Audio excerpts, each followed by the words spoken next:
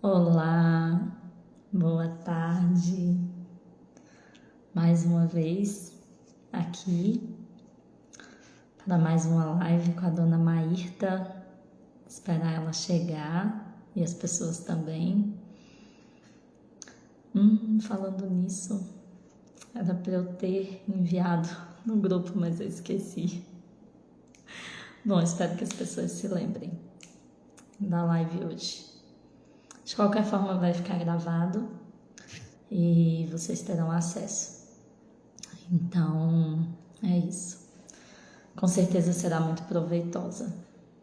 Eu já tirei frutos no meu relacionamento, no meu casamento, dos poucos estudos que eu tenho feito desse início de caminhada aí com a Maírta, sobre as histórias de nascimento e como elas agem, né, em mim, em você. Olá, dona Érica, seja bem-vinda.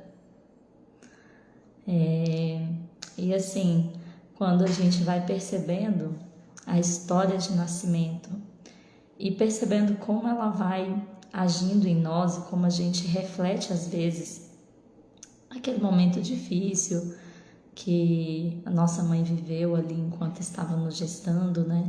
Aquele momento talvez de angústia, de aflição, ou momentos da vida mesmo, acontecimentos. E a gente vai conseguindo ver como isso reverbera na minha vida de uma forma que eu não posso necessariamente tocar sem ter esse conhecimento. Então é muito interessante.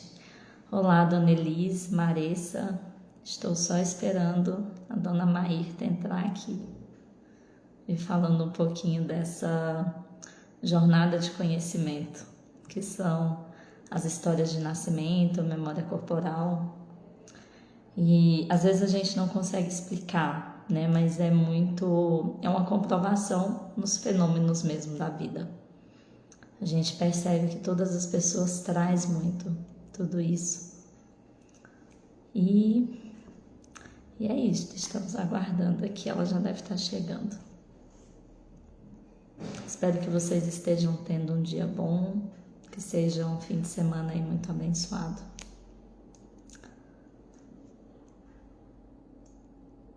E eu estou aqui curiosa também o que é que a Maírta vai trazer, porque ela tem essa marca também de espontaneidade, que é muito bacana, assim.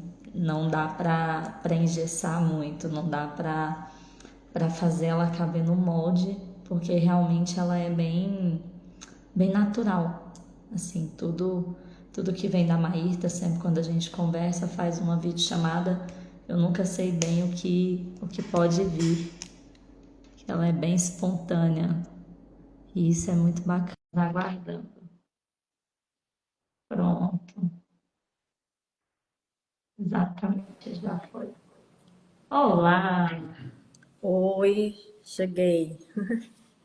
E aí, boa estão me ouvindo tarde. bem? Deixa eu me Estou organizar. vendo. E você, como está? Tudo bem.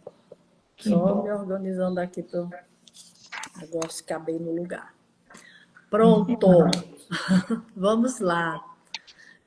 Como Vamos. está? Estou com o olho bem Ah, vermelho, mas é isso. Eu entrei agora, já se apresentou aí, já.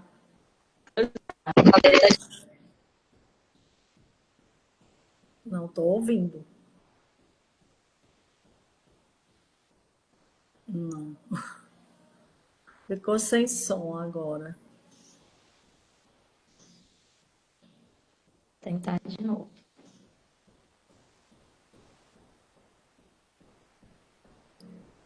Botando o microfone mais perto.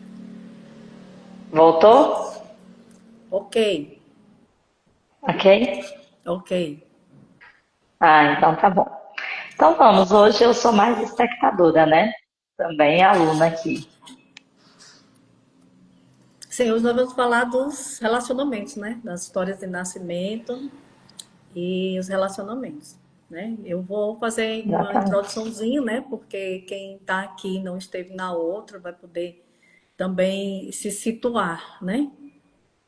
Sim. Então, o Renascimento, eu sou Maírta Oliveira, terapeuta, mentora de terapeutas, e eu trabalho com Renascimento há quase 20 anos, né? Renascimento é uma técnica de respiração, né? Também chamada de terapia da respiração consciente.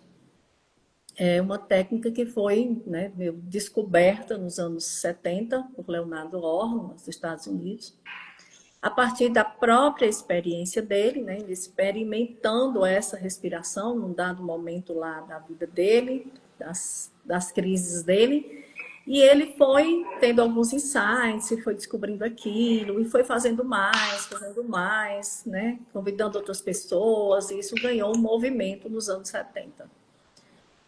Aqui no Brasil, não sei exatamente em que ano chegou, mas acho que 2000 para cá, que veio com a Samvara foi quem trouxe o Renascimento para o Brasil. Acho que é uma das terapeutas renascedoras mais antigas do Brasil. A minha formação eu fiz com a Ramiata, que é uma das discípulas já da Samvara, que trabalhou com ela e tudo. E ao longo desses anos, dos 20 anos, né, desde a minha formação em 2006, eu trabalhei com outros colegas no Clube do Renascimento de Fortaleza, que foi o movimento que a gente fez em Fortaleza e que trabalhamos juntos, fazendo sessão de renascimento por mais de 10 anos. E que também a gente fez muitos workshops de imersão de renascimento na água, né? Porque o renascimento, a técnica, ela é solo, né? É aquela respiração no colchão, né? No chão, ali respirando. E o renascimento na água, a gente experimenta essa respiração tanto no ambiente, né, de água natural, assim, temperatura natural, como é a piscina, como numa jacuzzi com uma temperatura mais morna, né? Assim, que simula um pouco a temperatura do útero. Né? Então, a gente tem essa experiência desses anos, e ao longo desses anos foram muitas histórias, né? Muita coisa que eu ouvi, e isso foi me dando essa expertise de olhar também para as histórias de nascimento. Então, em dado momento, eu trabalhei 10 anos só com grupos, não atendia individualmente. Quando eu comecei a atender individualmente, eu já sentia falta, né, desse primeiro momento. Eu acho que eu sempre consigo, começo qualquer processo terapêutico a partir da história de nascimento. Porque quando eu começo a olhar para a história de nascimento, dada todas essas experiências, eu já tenho ali um repertório, né, digamos assim, de experiências que pode ajudar em cada caso. Então, esse repertório é o que começou a fazer a diferença também nos meus atendimentos individuais, porque quando eu fui para o atendimento individual, eu já fui levando esse olhar para as histórias de nascimento. Então, começando a ouvir mais as histórias, né, aí eu tive que exercitar uma outra forma de trabalhar, né, de olhar para as histórias de nascimento e imaginar. Então, assim, a capacidade de imaginar esse bebê, que crenças ele construiu, né, dentro daquele ambiente, dentro daquela vivência do útero, né, que é uma vivência profunda, né? Nós passamos 9 meses dentro do útero, né? Então o útero é esse lugar de segurança, né? Do emocional ali estabilizado, no sentido de que você está ali diretamente com a pessoa que você ama, né? Então é a nossa primeira Sim. experiência de amor.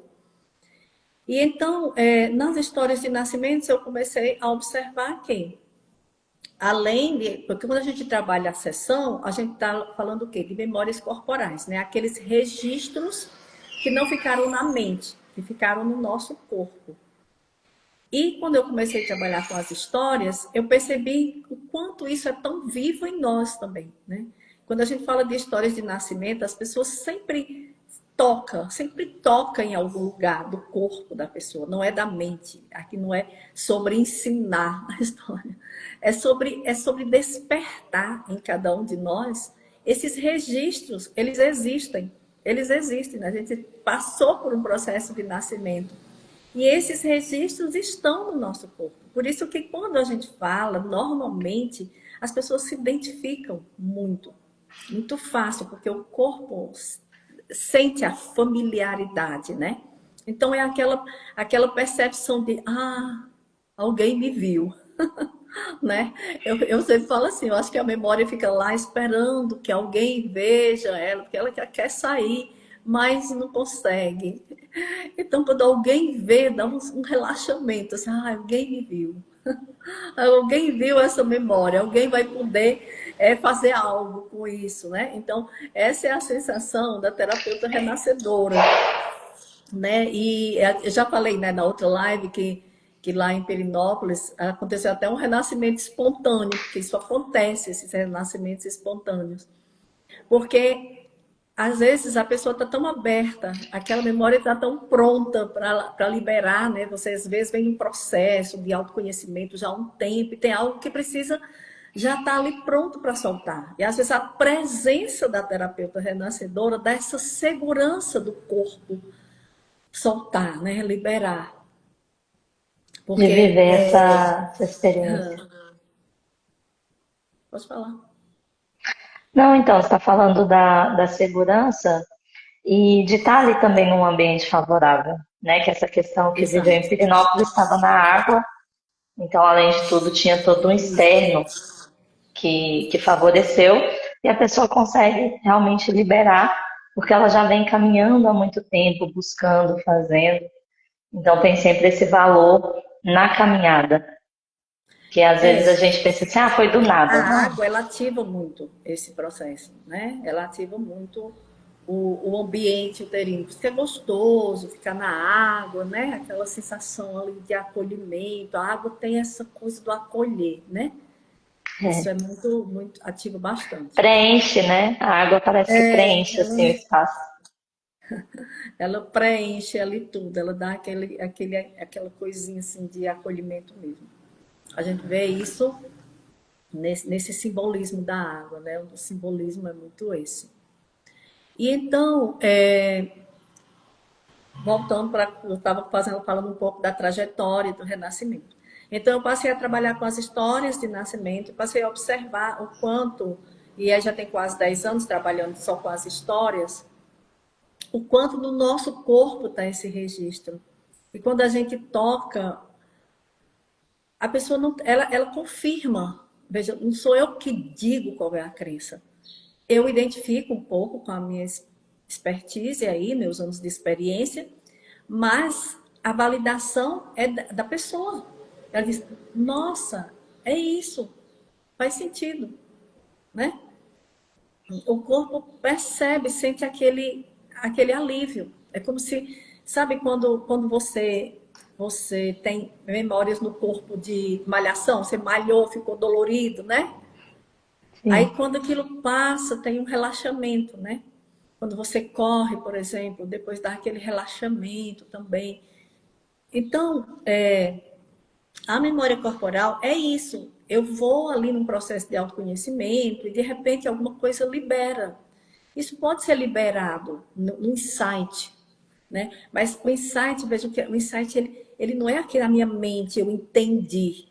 O insight não é sobre entender. O insight é quando aquilo todo o seu corpo entende, não só a sua mente, né? Ele é mais profundo, aquele entendi. É um Um entendimento. alívio, né? Traz um É, alívio, ele uma traz tranquilidade.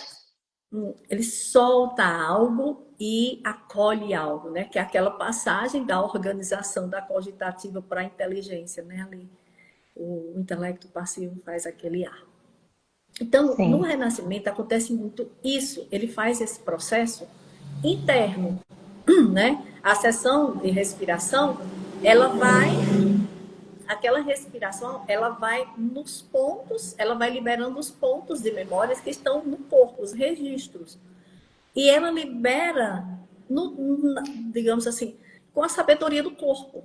Não é o terapeuta que vai dizer, olha, agora você vai liberar isso. Não é sobre isso. É muito mais sobre uma entrega à respiração.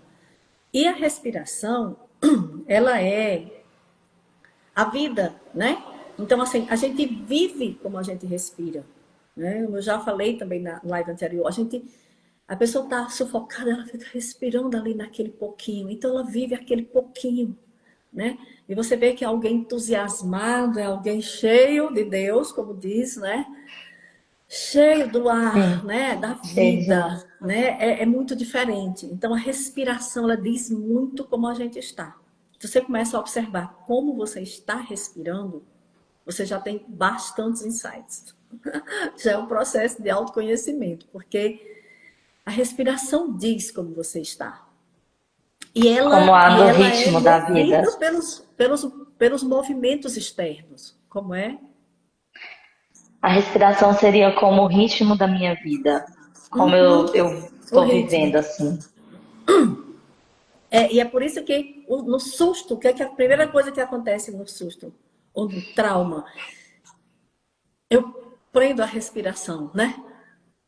Aquele medo de morrer, né? Então, acontece esse processo. A ansiedade, né? Traz muito isso, né? Da respiração, do faltar o ar, né? A síndrome de pânico. Então, esse processo de respiração, observar a respiração, diz muito sobre como a gente está, né? E diz muito como a gente se comunica também, né? Porque é essa desobstrução da respiração que faz, digamos assim, sair de dentro de você quem você é. Porque a nossa comunicação não é sobre o que eu falo, é como. É de que lugar eu estou falando? De mim mesmo, eu estou repetindo esse discurso, né? A autoconfiança, ela é um processo que passa por isso, pela liberação desse trauma respiratório, porque os traumas a gente contrai aqui, né, no peito. Então é aqui, daqui para cá que o corpo fica mais contraído. Por isso que a respiração do nascimento ela é muito no peito. Ela expandindo esse peito, porque é aqui que a gente travou as emoções, né? Então, mas voltando, caminhando para o tema, né, que a gente se propôs hoje, é como isso, vou pegar minha água, como isso, essa memória, ela influencia nos nossos relacionamentos. Então, primeiro, a gestação, o útero, ele já é a nossa primeira experiência de amor. Né? O útero é aquele lugar onde o bebê se sente amado, nutrido, aquele amor perfeito. Está tudo ali disponível para ele, né? O que a gente quer na vida? Aquele amor disponível para a gente, aquele amor útero. A gente quer esse útero, tudo disponível, né? Isso na vida também, né? Ah, eu quero aquele patrão que vai assim me entender, o marido que vai me entender plenamente. É o útero que a gente busca na vida. E é por isso que o Bob Mann chama isso de síndrome do amor infantil, né? Que no fundo é a nossa imaturidade.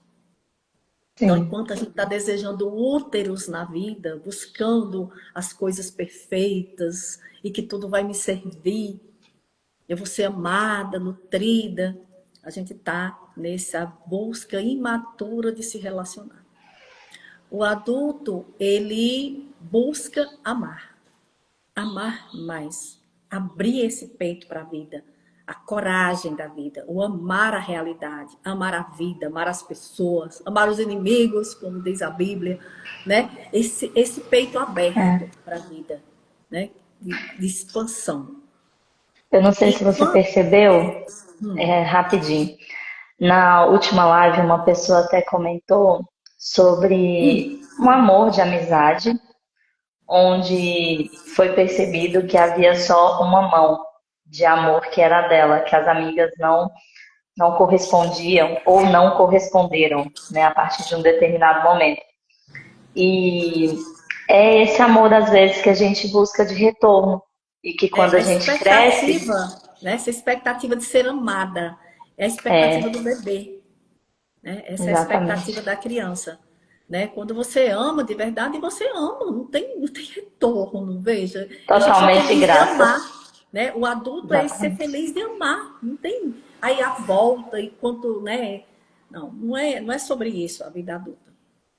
Mas Exatamente. então nossa primeira experiência de amor é essa, imagina, é forte essa experiência de amor, né? Então nosso primeiro relacionamento é com a mãe, né?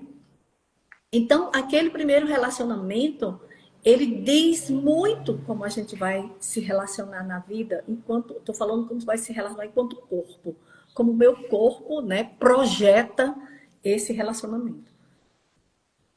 Então, quanto mais memórias, essas memórias estão vivas em mim, e quanto mais traumáticas elas tenham sido, ou seja, traumáticas no sentido de serem fortes, mas isso vai impactar nos meus relacionamentos. Porque o tempo todo, eu vou estar construindo as coisas em cima da primeira crença. Então, digamos, houve uma gravidez.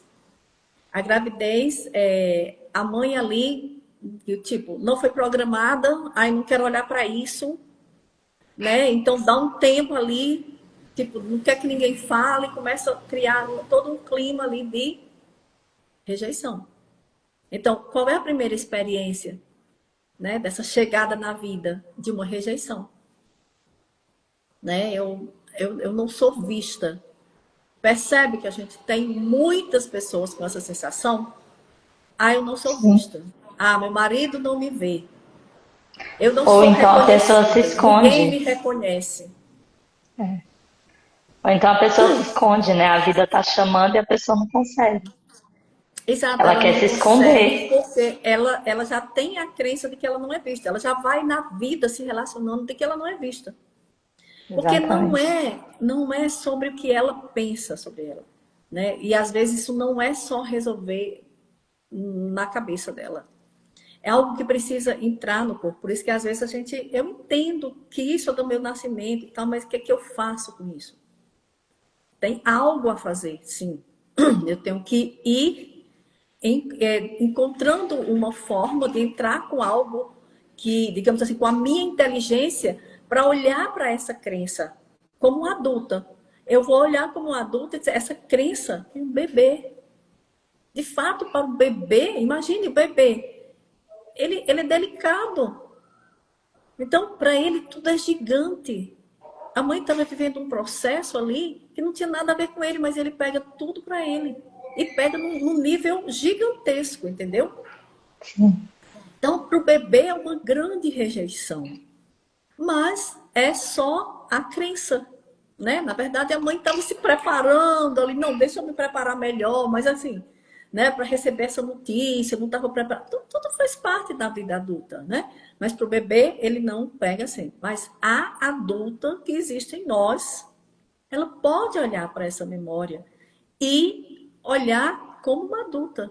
Ok, eu, quanto bebê, entendi isso. Mas agora eu posso fazer um pouquinho diferente.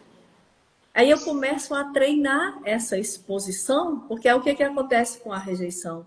Eu começo a me esconder, né? Pelo medo de ser rejeitado, porque ao longo da vida aquilo vai se repetindo, veja, mas não é a vida que está repetindo. É que tudo que você está vivendo, você está com o óculos da rejeição. Então, qualquer coisa que aconteça, que às vezes não tem nada a ver com você, você vai pegar e ler, digamos assim, com aquele mesmo óculos, né? Então, imagina isso num relacionamento, né? Você vai levando isso para o relacionamento.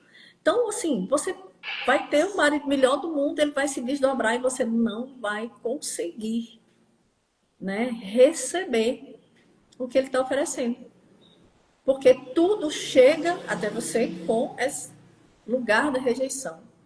Ou às vezes um ponto de rejeição ali ativa toda a memória e aí a gente pega tudo e joga no lixo, fica só o ponto de rejeição, né? E eu falo, ele não me vê, ele não me valoriza, ele não me ama, né? Uhum. Então Sim. isso são pequenas projeções, mas imagine ali que no relacionamento com a mãe, Eu tô naquele relacionamento ali, né, perfeito, sendo amada, nutrida, tô ali 24 horas com o amor da minha vida, né, tá tudo fofo, maravilhoso. Mas é isso que de repente o negócio começa a ficar apertado. Porque o útero vai ficando apertado, o bebê vai crescendo e ele começa a ficar sufocado. Dependendo de como foi essa fase e de como isso, porque às vezes o bebê cresce muito mesmo, né? E fica mais sufocante do que outros que são menores. Então, na vida, você percebe nos relacionamentos, as pessoas vão, às vezes, se relacionando, tá tudo, de repente, ela vai se relacionando, tá me sufocando. Tá me sufocando, né? São projeções que a gente vai fazendo. Porque não é na minha mente, é o corpo. Ele vai. Eu ativo o assunto relacionamento. Então, eu ativo a memória do primeiro relacionamento, que é esse relacionamento com a mãe. Então não é uma coisa, não está nada acontecendo no relacionamento, mas o corpo tem uma sensação. E às vezes as pessoas terminam um relacionamento, ai, tá me sufocando, tava me sentindo sufocada. Aí não para pensar o que é esse sufoco e só vai no emocional, né? E toma decisão no emocional.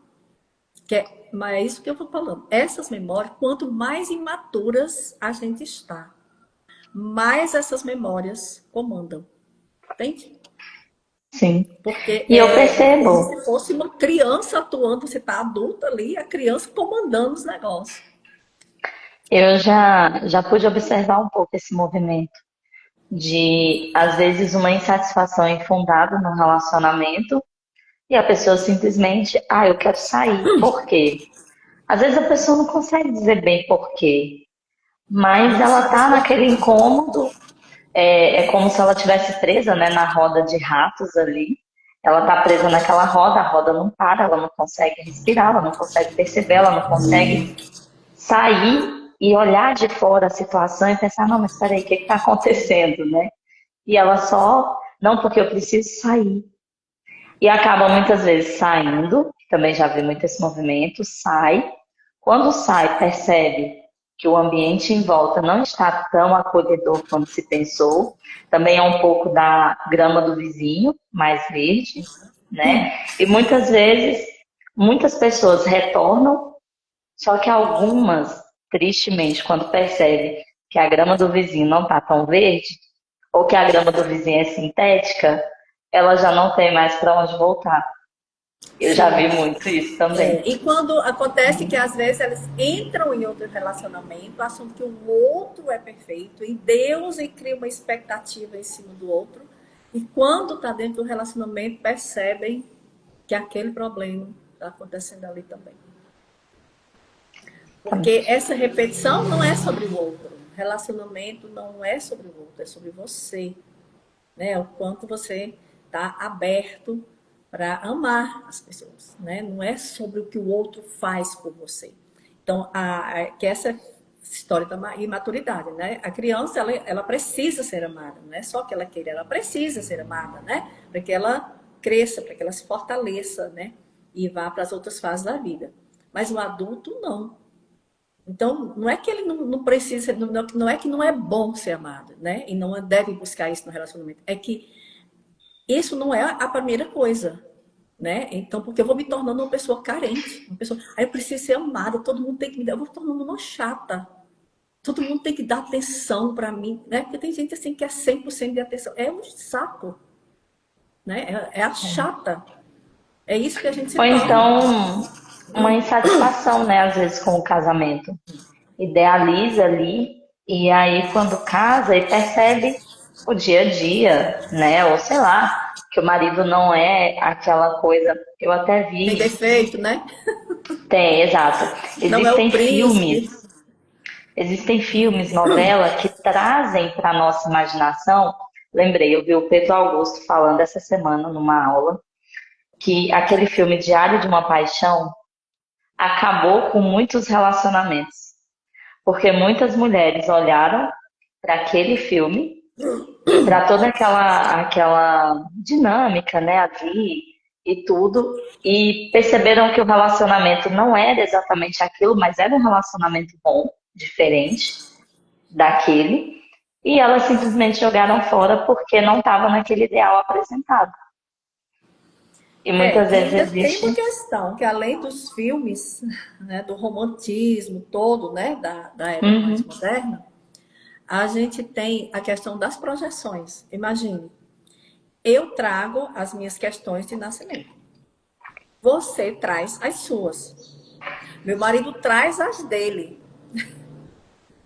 Então, eu fico projetando as minhas questões no outro.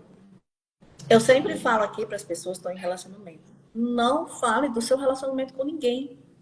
Porque simplesmente o que o outro vai fazer é projetar a questão dele em você. E você vai ficar mais confusa.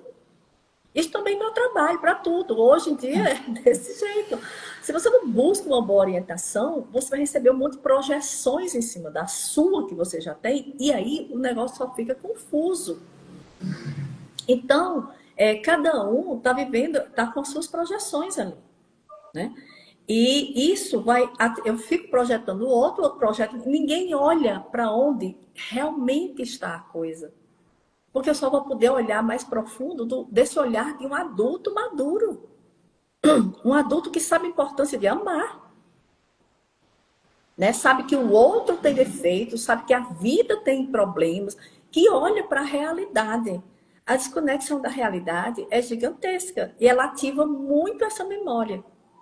Porque quanto mais imatura, desconectada da realidade eu estou, mais essa memória está comandando. Por isso que eu quero fazer algo, na minha cabeça eu desejo muito, mas meu corpo não obedece. Porque ele está totalmente comandado por aquela crença da cogitativa. A gente fala, aquela primeira crença, aquelas crenças mais rasas. Então, não entra com um racional forte, né? Porque está ativado ali, o emocional está muito alto. E o que vai depois gerando, né, as complicações, doenças, etc. Bom, voltando aqui um pouco lá para o útero, né, para a gente fazer essas correlações. Então, aí começa a ficar apertado aquele lugar. E o bebê começa a pensar, né? Deu errado. Pensar que eu estou falando aqui, vamos colocar isso dentro da imaginação, tá? Agora deu Sim. errado, né? O amor estava perfeito e começou a dar errado, né? Então é assim na vida. Sabe que aquele amor perfeito, príncipe maravilhoso, depois, na vida real, o negócio começa a dar errado. E na verdade não é errado. É só a vida, é só a realidade chegando, né? E aí vem o nascimento. Então agora eu vou ter que sair. Veja, eu vou ter que deixar o grande amor da minha vida, eu vou para um lugar, eu não sei para onde eu vou. E aí que envolve toda essa questão também dessa chegada, desse acolhimento, né? De um obstetra, toda a equipe, porque o nascimento, ele ativa o trauma de nascimento de todos que estão envolvidos, o obstetra, a enfermeira, o marido, a mulher, cada gravidez, ela está ativando ali memórias, né? Está ativando traumas do seu nascimento. E por isso que algumas são mais complicadas. E por isso que fazer renascimento ajuda a ter uma gravidez mais tranquila. Porque você já tem limpado ali, já tem tirado ali, organizado aqueles traumas do primeiro nascimento. Né? E aí no nascimento é isso.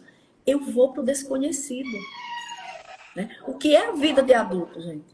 Eu saí de ser amada para amar. Que é coisa mais desconhecida, mais sem controle do que amar. Eu vou amar, mas como assim? Eu vou amar? E se ele não me amar? Né? Imagina, olha o medo. E se ele não me amar? Não, eu vou me abrir assim para a vida. E se a vida não vier direito? E se não for do jeito que eu quero? E se não for do jeito que eu planejei? Esse é o terror da nossa vida. Esse é o nosso terror emocional. É o desconhecido. É o novo, é a vida. Esse é o grande trauma que já vem do nascimento. Mas estava tudo aqui, eu já conhecia esse mundinho, conhecia cada parede desse mundinho. Agora eu vou para esse mundão, não tem parede. Eu não sei onde vou pegar, não vou botar meu pé, não sei quem vai me acolher. Né? Eu estou deixando aqui o grande amor da minha vida, que é uma partida. Né? E como essa chegada nesse mundo? Então, todo esse envolvimento, veja, é muito corporal. Tudo isso fica um registro intenso e é uma grande leitura, né, de como eu cheguei na vida. Como eu recebo o novo, é exatamente como aconteceu lá no nascimento. Como foi que eu recebi o novo? Eu estava lá em pânico? Ou eu era aquele bebê que estava doido para nascer? Que já foi, tá, e já foi rápido? né? Então, vou observando esses movimentos. Meu parto, como é que foi? Eu queria sair, eu queria ficar. Tem partos que o bebê fica preso, eles ficam se segurando na parede do útero, não consegue sair. Não consegue sair, tem que ser tirado a força. Tem partos, gente.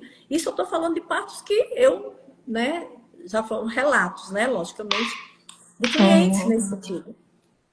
Então, imagine tirar essa pessoa, essa criança à força ali, gera toda uma questão clínica ali, a mãe vai precisar, né? Porque houve um esforço maior, ou seja, ela já não vai poder acolher o bebê na hora, porque o bebê vai precisar de socorro, ela vai precisar de socorro, e qual é o registro? Abandono.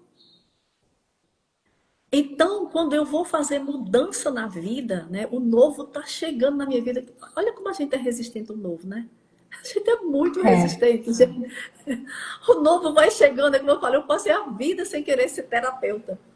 Passei 10 anos atendendo no clube, porque ali eu estava na coordenação, tal. Nunca dei nome de terapeuta. Porque eu resistia a esse lugar. E as pessoas pediam atendimento individual, e eu não atendo, só atendo lá no clube e tal. Então, assim, você vai barrando, o novo chegando, e você, não é assim, não é assim. É um medo, o medo de amar, o medo da vida, o medo do novo. Esse é o sim, grande registro que a gente tem. E imagine o novo relacionamento, né? O casamento, que é tipo assim, você vai nascer de novo, vai nascer uma mulher nesse casamento. Quem é essa mulher? Como? Né? Ativa a sua memória, ativa a memória dele. E aí a gente fica brigando com coisinhas, se projetando ali nas bobagens. Quase que a gente briga pelos brinquedos. De tão imaturo que a gente começa um casamento. Não briga pelos brinquedos. Ativa muito esse lugar, né? com certeza. E é por isso que não é tão fácil, né? O relacionamento. E, Sim, de fato, o que deveria ser? A gente deveria organizar, limpar essas memórias e olhar para isso antes desses relacionamentos. Eu acho que a fase ideal seria a adolescência, né? Onde você entraria na vida adulta com menos resistência à vida adulta. A gente tem resistência à vida adulta. Aí vai abrir uma empresa. Ah, meu Deus, aí vai pagar imposto. Aí, entendeu? Se tudo é assustador na vida adulta. E essa é a é, dificuldade que a gente tem de progredir, de ir. Porque às vezes até eu entendo, mas o meu corpo tem uma resistência. E eu, porque tem uma procrastinação. A procrastinação é a resistência do corpo. Porque se você já sabe para onde ele não consegue ir, não é na sua mente que vai resolver, né? A não ser que você entenda um pouco mais do processo corporal, né? Como que você conversa com esse corpo aí que não quer ir, qual é a uhum, resistência? Que é a mesma coisa do nascimento. Tem bebê que sai correndo para a vida. Tem bebê que fica preso lá. Tem bebê que fica enlaçado, né? E fica com aquela memória de sim. sufocamento triplicada, porque ele foi, né, enlaçado aqui no Ou pescoço. até Então, uma experiência de que se eu tento sair, a minha vida está em risco, né? Se eu tento exato. sair, Se eu eu me vou. movimentar, eu morro. Exatamente. Tem gente que a resistência mesmo de mudança, ela é tão gritante que ela paralisa. Ela paralisa, É, já. né? E às vezes a pessoa até começa a sair, né? Porque existe ali um grande esforço Aham. no sair, mas ela acaba desistindo muito rápido e acaba retornando sempre. Agora, uma memória que eu acho importante também a gente tocar é a questão, às vezes, da idealização, né? E às vezes isso começa já no sexo do bebê. Ah, porque tem que ser menina. Ah, porque tem que ser menino. E aí aquele bebê já é gerado nesse medo, né? E assim, se eu não for isto, eu sou insuficiente. Não sou Então, bom o suficiente, é uma das crenças que fica em relação a isso. Porque você nasceu exatamente. perfeito, mas não é bom o suficiente. Aí na vida é isso. Tá tudo ali perfeito para acontecer, mas eu tô sempre achando que é insuficiente.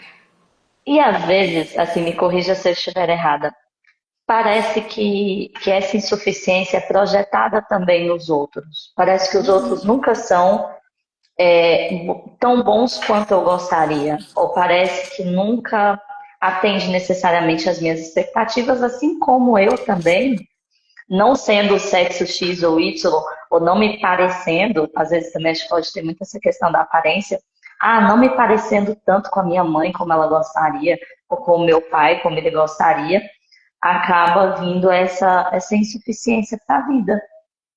Nunca tá bom, né? Não aceita. Não aceita as pessoas como são, porque também acaba que eu não consigo me aceitar muito. Porque o meu É o corpo mesmo trabalha. olhar, né? Você botou aquele É. óculos, o óculos é para você, é para o outro, é para o mundo. Tudo tem um pouco disso, é bem generalizado, né? Porque por ser uma memória corporal, não tem um filtro. É como se aquilo ficasse Uhum. impresso em você, né? Essa primeira impressão de eu não sou bom o suficiente porque eu deveria ser um menino e nasci uma menina, né? Então, essa primeira crença, ela fica como uma forma de funcionar. E como eu já acho que eu não sou bom o suficiente ali, eu já começo a funcionar querendo, ou eu vou para um extremo, ser melhor, né? Então eu fico muito ativado de ser melhor que todo mundo, ou eu paraliso, é melhor eu não fazer, porque sempre eu nunca vou ser bom, então é melhor não fazer nada. Então são movimentos que você vai construindo ali. Ou então eu começo a me proteger demais para não, digamos assim, não sofrer julgamentos. E aí eu me protejo tanto que eu me protejo da própria vida, né? Que é aquela coisa da Sim. abertura. Eu vou me protegendo tanto que eu vou ficando contido. Sabe quando a gente fala, ai, fulano é uma pessoa tão contida, né? Ela é para dentro. Ela não tá no mundo, ela não veio para o mundo, ela não se abriu para o mundo. Ela é contida, né? Aquela coisa ali dentro, né? Também nessa questão, acho que falta muito o símbolo do pai, né? Que o pai é mais essa. É O outra pai já não coisa é tão interessante. apegado. Porque assim, vamos pensar E. essas coisas como Uhum. sombra e luz. Porque às vezes a gente coloca, né, ai, porque fui rejeitado, não era o bom o suficiente, e fica na vítima. Não é sobre isso. A gente precisa, eu acho que a chave disso aqui é olhar para a história, que é como eu trabalho aqui. A gente olha para a história e integra o que falta. Vamos olhar, porque o adulto, a criança não tinha condição de olhar, ela estava olhando para ela, né? Ai, não teve do meu jeito, não teve nada, entendeu? Mas o adulto, ele pode voltar lá e olhar. E essa questão do pai é muito interessante, porque a gente recebe, a pessoa já chega, né? Meu pai era ausente, né? Porque essa comparação do pai com mãe, né? Então parece que presença é o pai estar ali com a mãe também, fazendo as mesmas coisas dentro de casa, sei lá. Porque a mãe é mais presente, sim. Ela até pela própria memória que nós guardamos dela, que é esse período longo no próprio corpo dela. Então, independente por mais ausente que ela seja, nós dificilmente sentiremos a ausência como a gente sente em relação ao pai, né? Só que essa ausência paterna é a ausência que equilibra. Porque se a gente for só mãe, só útero, se a gente não for treinada para a vida. Então, a ausência paterna, ela é importante, né? É nessa ausência que a gente vai construindo o outro lado e a forma de se relacionar com o externo. Que a mãe é nosso relacionamento interno, né? Nossos relacionamentos mais profundos. O pai é esse mundo externo. É o se relacionar com a maturidade, é o se relacionar com o mundo mesmo, né? Como eu me relaciono no meu trabalho enquanto adulta. O pai é esse chamado para a vida adulta, sabe? E aí, quando a Uhum. gente coloca tudo no mesmo saco, joga no lixo, é porque o pai não era igual à mãe, eu ficava o dia dentro de casa, quer dizer, quem ia sustentar a casa, às vezes era o pai, às vezes o pai precisava, por exemplo, meu pai, a gente morava aqui, e meu pai morava em São Paulo. Imagine aí, nos anos 60, meu pai em São Paulo, a gente não tinha nem telefone, não tinha nem era telegrama, era uma carta, uma vez na vida. Era um negócio assim. Então, assim, meu pai era ausente, eu sinto a presença dele com tudo que ele deixou pra gente. Ele construiu, quando ele vinha com os meus materiais que traziam de São Paulo, que era diferente das minhas amigas, porque aqui no interior não tinha nada daquilo. Então, assim, é quando você olha o ouro da sua história, integra o que faltou. Aí você começa a juntar, a pegar a sua história como um todo. As histórias de pedaço. É essa questão, né? A gente precisa integrar as nossas histórias, pegar o ouro de cada história, o ouro da ausência e o ouro da presença. Porque, seja, mãe demais, presente demais também é outra coisa. Cadê a mãe má? Tem que ter a mãe adulta, né? E a mãe, como diz, tem o morde a sopro da vida, né? Porque na vida é isso. É um morde a sopra o tempo todo, né? A gente tem que estar se frustrando um pouco. Faz parte da nossa lapidação para esse adulto. Então, o pai tem esse papel muito, muito importante e a ausência é muito importante, né? Agora, tem questões ali, por exemplo, quando que a gente pega muita coisa, muita crença, né, do pai pela mãe. Então, desde criança, seu pai, não sei o que, seu pai é isso, né? Então, a gente vai ouvindo, ouvindo, ouvindo. E aí também constrói uma crença que fica muito no corpo mesmo. Às vezes até dificuldades de relacionamento com o pai, porque aquela crença no corpo ficou muito ativada. E aí eu não consigo, não penso nisso, né? Não conheço e eu vou agindo como se fosse uma verdade eterna aí. Essa ausência do pai, né, eu vivi assim bastante e até mesmo a rejeição mesmo. Desde o início da gestação, minha mãe viveu a quebra daquele relacionamento, entre algumas aspas, normal, mas enfim, aquele relacionamento perfeito, né, de uma pessoa que sonhava com um filho e que quando a notícia do filho veio, algo aconteceu que, né, é muito pessoal, mas que aquela pessoa se distanciou, sem motivos aparentes, assim.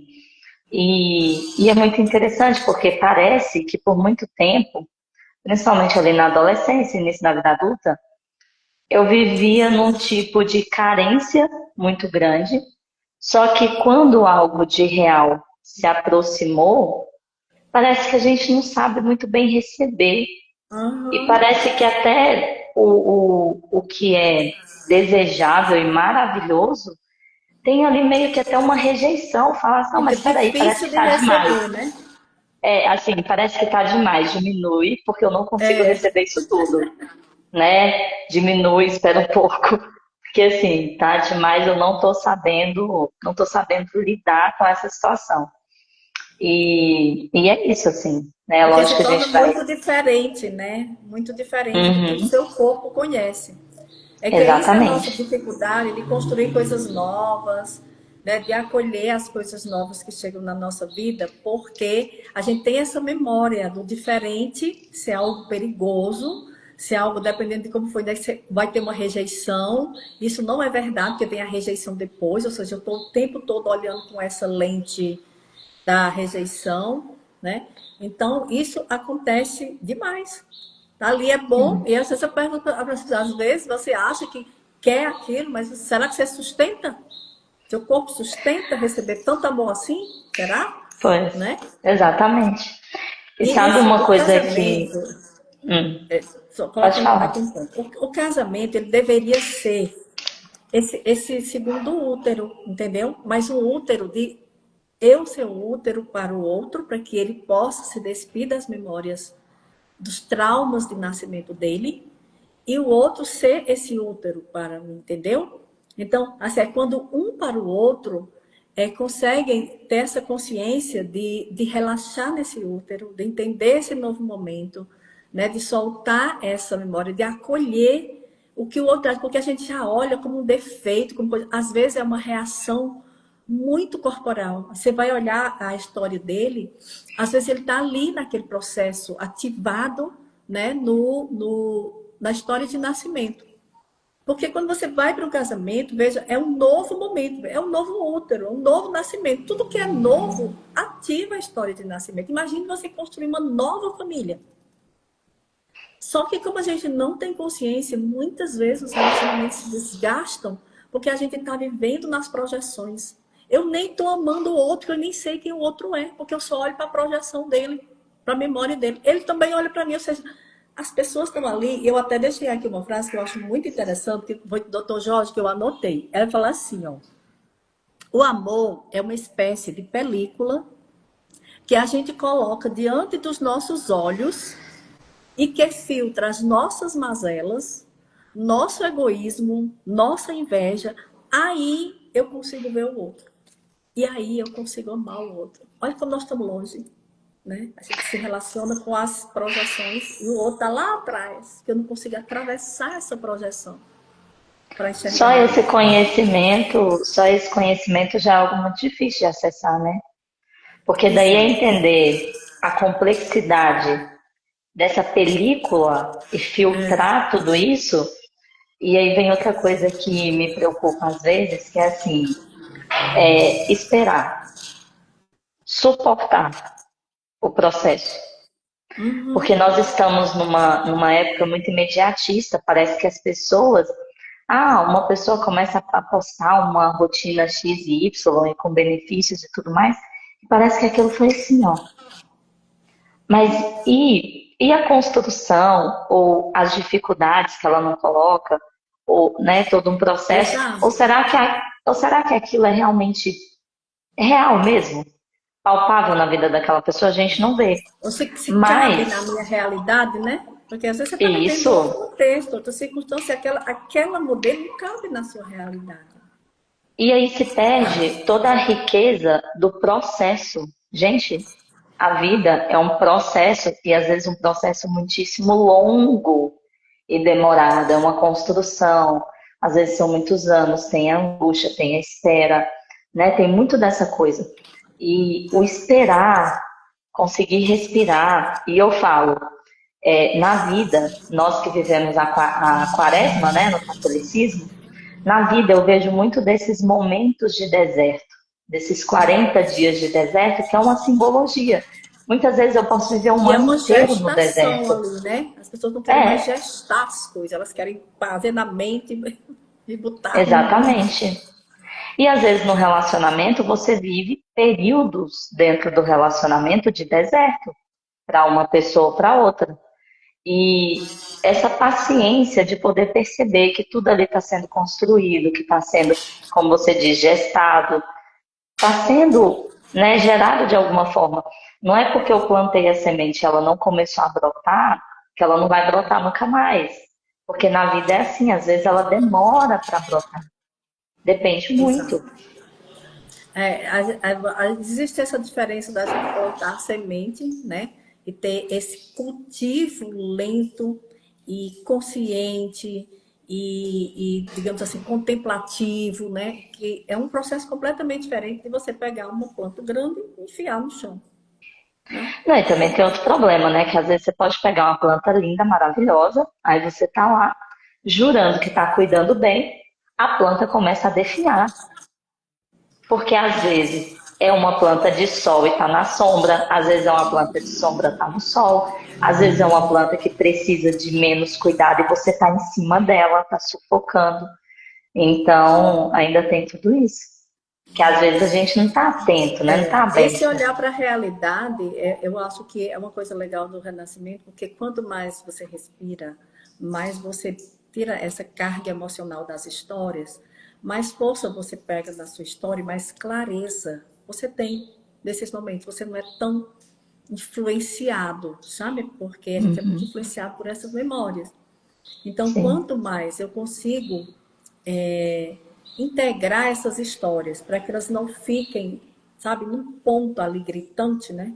Que é aquele chama meio traumático, mas assim, é porque ele foi potencializado pela criança, né?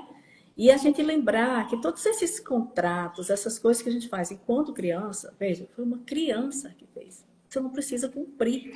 Mas você vai observar na vida, você está cumprindo contrato que você fez lá na infância, né? Eu não vou ser igual a fulano. Agora eu que vou dar conta não sei o quê. Sabe, são pequenos contratos que você vai levando que criam uma forma de funcionar em você que não é você. E isso mata quem você é. E aí você fica procurando na vida, né? Onde que está o meu lugar? E não acha. Porque tem ali uma película também cobrindo tudo isso. E quando a gente fala aqui do amor, a gente está falando dessa película, a gente está falando do amor em relação a tudo. A amar a vida, amar a realidade, amar as pessoas, né? É quanto mais eu tiro esses julgamentos, porque essas projeções são julgamentos, né? As crenças são o quê? Julgamento. Julgamento que eu fiz num dado momento em que a minha inteligência não inteligiu com aquele assunto. Ela só julgou. É certo ou errado, é bom, é feio, é útil, não é útil, né? São essas dualidades, né? O adulto, ele precisa transitar entre essas coisas, né? Nos 50 tons de cinza ali. Observar, pode da ser vida. assim, mas pode ser assim, talvez pode ser assim, né? Deixar a inteligência agir. E aí, de fato, você vai saindo da dualidade dessas coisas. E quanto mais você estiver atenta a essas coisas do corpo, sabe? Assim, de repente, aquelas reações que você não quer ter, mas o corpo vem e você não tem controle. Essas coisas é exatamente os pontos que você precisa ter atenção de lembrar. Peraí, isso aqui não é daqui, né? Que reação é essa? Não é daqui. Eu não preciso mais agir assim. Talvez eu tenha agido na vida assim, mas eu vou agora me policiar para agir um pouco melhor nessa situação. Então você já torna consciente aquela memória. Veja, eu preciso, essa memória, ela vem, ela consegue sair dali da cogitativa e ir para um lugar onde ela vai ser, né, inteligida, onde ela vai para uma racionalidade, onde eu vou poder dar nome para aquilo, vou dar um lugar realmente na minha vida adulta, né? Entendeu? Sim. Então, esses pontos dão sinais, são os sintomas que a gente vai atravessando. Uhum.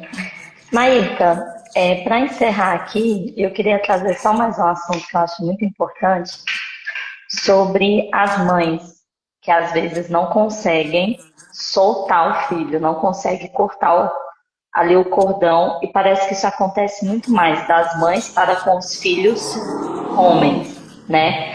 Eu já vi umas relações muito engraçadas entre mãe e filha, filho que tem assim uma dependência, um negócio, como se a mãe olhasse para o filho quase que. Porque assim, se a gente parar para pensar, o filho sai de casa para construir a sua família, né? E existe aquele romper com a mãe, Isso e a é o partir nascimento dali, aí, né? se ele puder ajudar a cuidar da mãe, joinha, maravilhoso, é isso mesmo, a gente precisa olhar, honrar o que é honrado e pronto. Mas existem mães que criam um laço tão assim que parece que elas têm uma ideia de que o casamento é com o filho, de que o filho tem que estar ali eternamente. Na verdade, é no casamento que você cria esse laço de eternidade, porque o seu filho vai seguir o caminho dele, né? A gente cria o filho para o mundo, para a vida, e não para si. Então, é uma coisa que eu já vi bastante, acho até engraçado, porque tem uns relacionamentos entre mãe e filhos que é muito, quase que uma história de filme, assim, tão estereotipado, assim, né? Aquele apego mesmo. Olha, como eu falo, o trauma de nascimento, quando ele não é organizado, aí você fica com aquele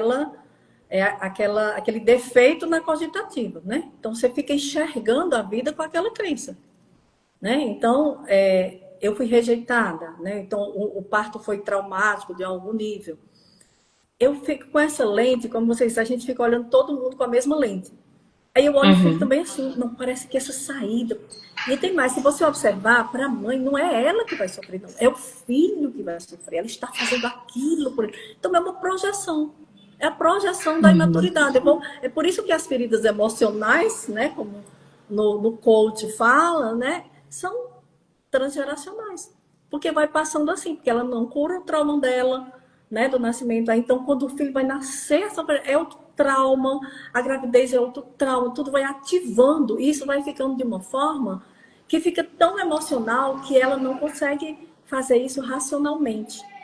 Entendeu? Ela precisa, de fato, reorganizar esse trauma emocional dela, né? Essa memória, essa cogitativa aí com essa crença, para que ela consiga agir com inteligência, com maturidade, entendendo a maturidade dela, ela não consegue ver porque o processo dela foi assim, talvez venha lá da família dela, né, de como ela foi tratada lá, como é que foi isso, aí sai seguindo e vai repetindo.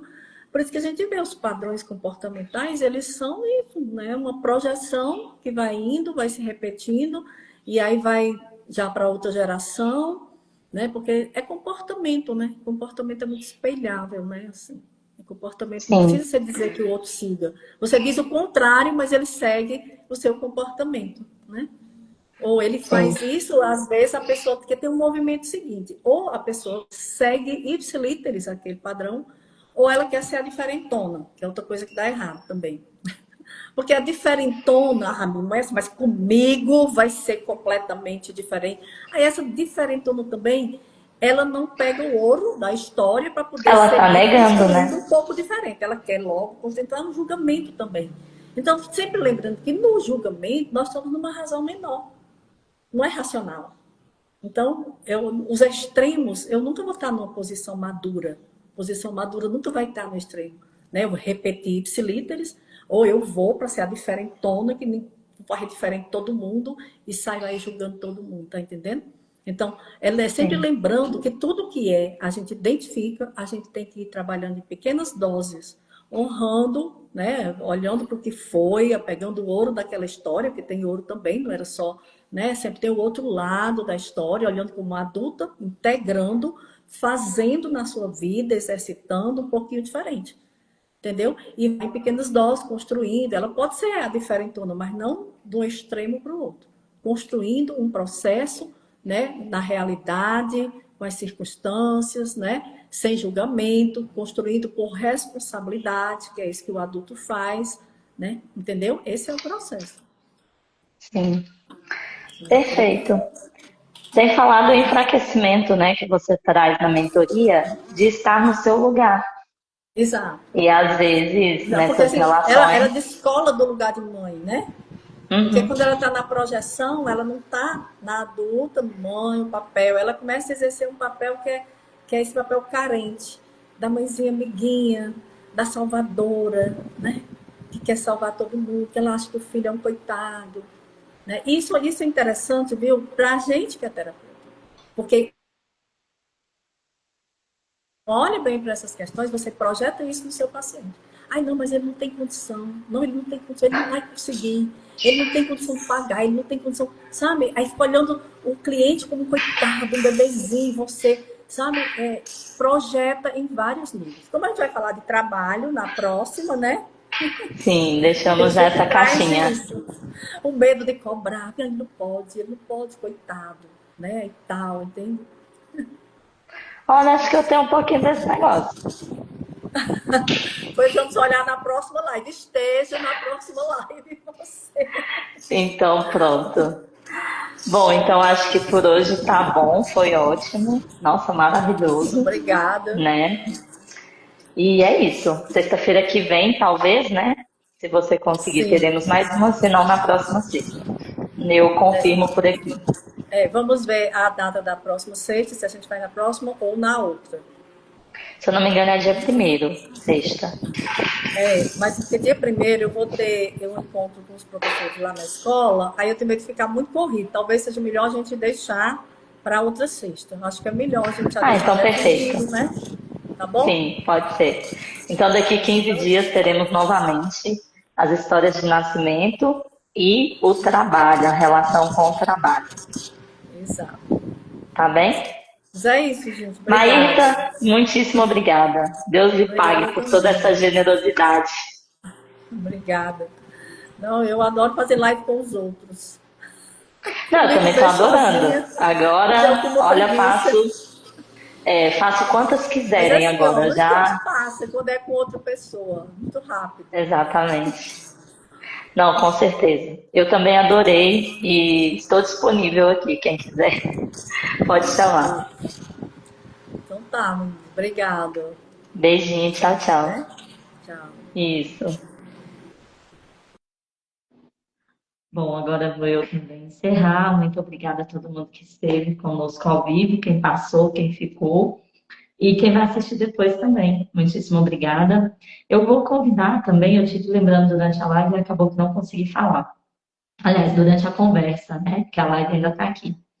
Eu tenho uma playlist no YouTube de um livro, O Poder Oculto da Amabilidade. E toda essa questão que a Maísa trouxe sobre esse amar, gestar, sem esperar nada em troca. Porque o amor real, ele não espera esse retorno. Ele ama simplesmente. O outro não tem obrigação de me amar porque eu o amo. Muito menos obrigação de me corresponder à medida que eu espero. Então, fica esse convite, tá? Tem um link na minha bio que leva para o meu canal do YouTube e lá eu falo muito sobre isso. Falo um pouco sobre esse livro, que é muitíssimo interessante. Inclusive, eu devo gravar o último vídeo na segunda-feira, encerrando aí esse estudo, mas é um livro interessantíssimo e comprem, porque eu não consigo abarcar tudo que tem no livro. É realmente muito bom, tá bem? E é isso, uma boa tarde, que agora eu preciso correr para minha família, para os meus pequenininhos. Beijinhos.